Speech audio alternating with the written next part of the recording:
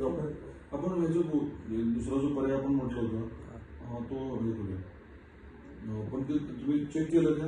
कोणता? तो चोरीवाला जो विषय तो कन्फर्म केलं का तुम्ही? नाही, कन्फर्म नाही करायचं कन्फर्म. त्याची खात्री करून घ्या ना की आपल्याला ॲब्सोल्यूट रिस्क नाही. कारण मी तुम्हाला परत रिपीट करतो की सुरुवातीला आपली काहीतरी अडचण झाली निवडणुकीत असं मला नको.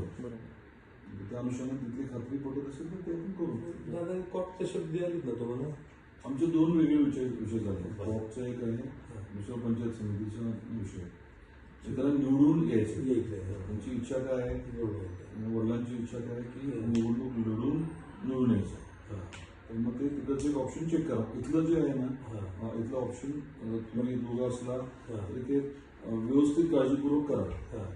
येत नाही अडचण तर तरी आणि हे किती 10 नंबर होतं ना, 10 नंबरचं ते ओव्हरऑल रिस्की आहे. रिस्की आहे. मी बाहेर आता सचिन